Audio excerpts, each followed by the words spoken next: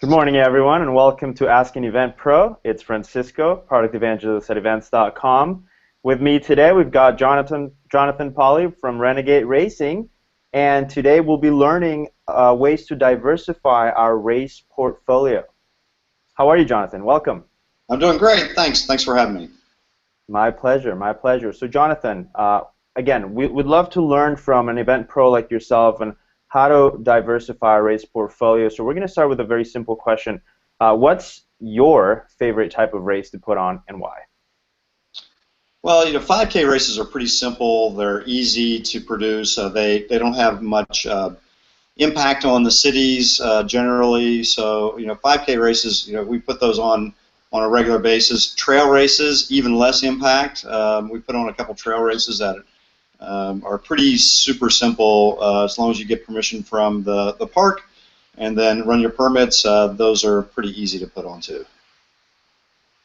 Fantastic. I personally like 5Ks as well as a runner. It's kind of easier to PR, easier to improve your time on a regular basis, so that's great. Now, Jonathan, which has been a more effective strategy for you? Adding a new distance or details to an existing race, or creating a whole new event, and why? So we have a little bit of a different model here, is that we don't own all the events that we produce. We produce about 40 events a year, and out of those 40 events a year, we have about 60% of those are contracted events. So a charity or a for-profit will come to us and ask us if we can produce their event. That gives them time to work on their own sponsorship development and do more fundraising without getting bogged down in the details of the event. Right. So we have a little bit of a different strategy here at our office, is that we look for contracted events. It helps us cover our overhead so that the staff and the office and some of the other items that we have on our monthly is covered by that, and then we can pick and choose adding our own races at a little bit more leisurely pace, make sure that we really understand what the market's going to bear. Interesting. Awesome. That's great. That's great. Now, I have to assume, having worked with so many different types of events, you must have learned some sort of lesson. What are some lessons you've learned in a specific type of race that you've been able to transfer to another, maybe as a consultant for a contracted event or one of yours? Well, I tell you, the biggest thing that transfers from race to race is being organized. Is that creating a production schedule, adhering to that production schedule, working up a budget, doing all just the detail events, and whether that's a 5K or a trail race, or whether that's a full-fledged half marathon or marathon or a large-scale triathlon, it's really the thing that transfers most is being detailed and working on a good production schedule, really working within your budget, and then going step by step through the process. And it doesn't change that much whether it's a 5K or a marathon. It's just more cities or more entities or more people are concerned. The stakeholders, you get more stakeholders, but the process from race to race is really similar when you work that budget and your production schedule. Makes sense. Okay. Now, how does the target audience and the approach to reaching them change between each of these types of events that you work with? Yeah, so we have a marketing communications director. We have like a three-tiered approach to our marketing. So we do social media, we do emails to our group, and then we do advertising out to just the general population. So within those three different realms, we really think a lot about the kind of person that we think that will come to our event. With being producing events for so long, we have a pretty good idea of how to reach out to each one of those. So we'll do some Facebook ads with some very specific geo-targeting. We will send out emails to our database, which we know those are all people that have done our races, and we have about 85,000 people in our database now. And then ads placed on either electronic media, say maybe active.com, or other websites. Race Place is another great local one. And then we still do print advertising, so looking at like Competitor Magazine, and Race Place Magazine, some of the local print publications, so that you spread out your diversity We also think of that we don't like to spend more than 20% of our event budget on marketing, so we really pay attention to the mediums which give us the best bang for our buck. Fantastic. That's smart too. 20%, huh? That's a bit surprising, but it's working obviously. Renegade Racing's very well known in the industry. Yeah, you know, you don't want to like throw too much of your event budget at marketing. I know it's you know, a lot of people will kind of do a Groupon if they start getting a little bit desperate. But you know, right off the bat, you're throwing 75% of your race entry because you'll have to give a 50% discount to the person, and then Groupon takes another half of that. So you know, just to get bodies in, it's a very expensive way to market your event. You'll get people to come to your event, there's no doubt. Right. But if you're going to do a strategy like that in your marketing, you need to do it super early in your event registration process so that people that paid more don't roll up, you know, to the event and stand beside somebody who paid 25% of what they did. Right, right. Makes sense.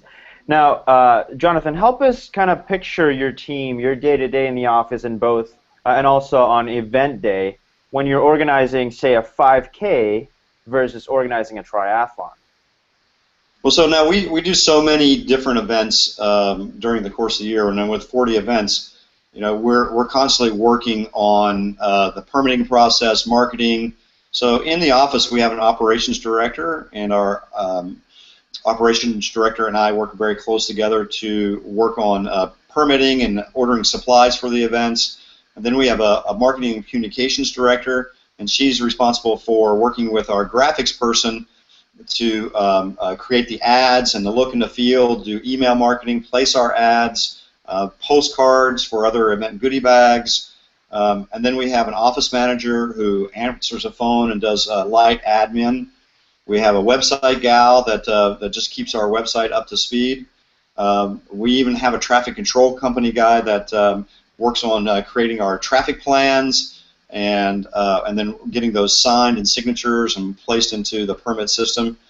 So we have about 4 to 5 people that work here in the office on a regular basis on varying degrees of the events.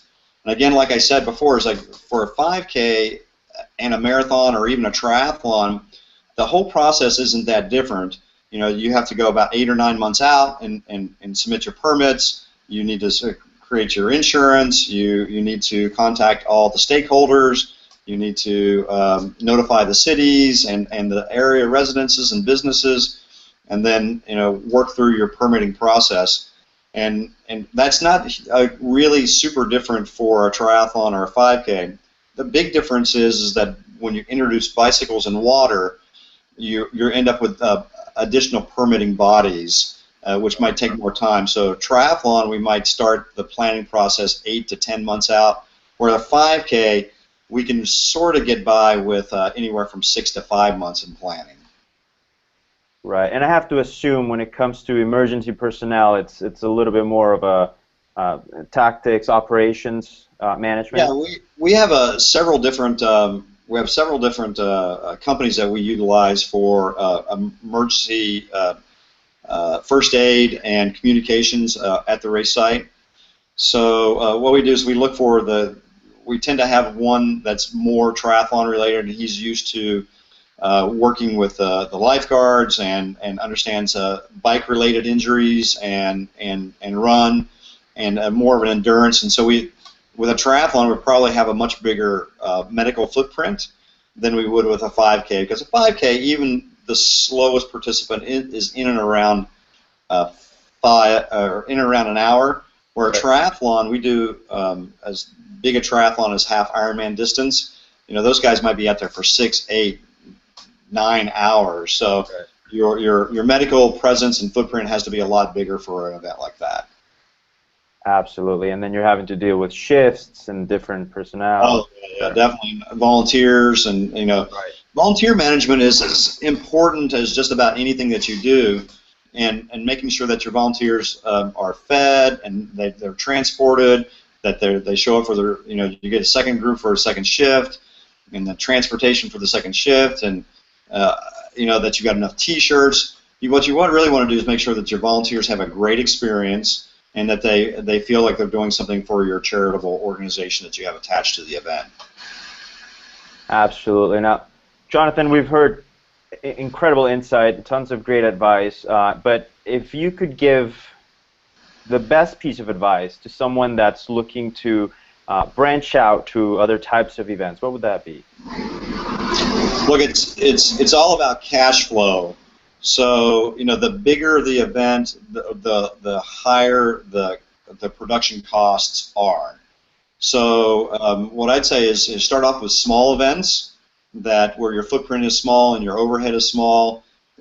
Build up a list of participants, and then slowly work your way out to like a 10K and then a half marathon. Think about a short sprint triathlon, maybe even one that has a pool swim, so that your footprint is small and you work your way up over years, not in the same year or so. Because what will happen is that just the scope of the event can get past you, and then the production costs, you need to like have a war chest kind of put aside. So what we always say is that participant revenue, your entry fees, will cover the production costs of the event. Where we really have an opportunity to make money is in sponsorships, and then for the charities is in sponsorships and fundraising. So the money tends to come closer to the end of the event because people wait closer to the end to register most of the time. So really watching your cash flow as you're going through the event planning process to make sure, because you run out of cash, you're out of business. So right. It's to get used to doing smaller events, managing your cash flow, and work your way up with a little bit of a cash war chest. It'll keep you in business. Very interesting. Well, there you have it, people. Cash flow is very important. Jonathan, thank you so much for your time. Very, very interesting insight and advices. We hope to have you again back soon in the show, Asking Event Pro, with some additional insight for us. But until then, thank you so much. It's been a pleasure. Thanks for having me. I appreciate the time. Our pleasure. Bye, everyone.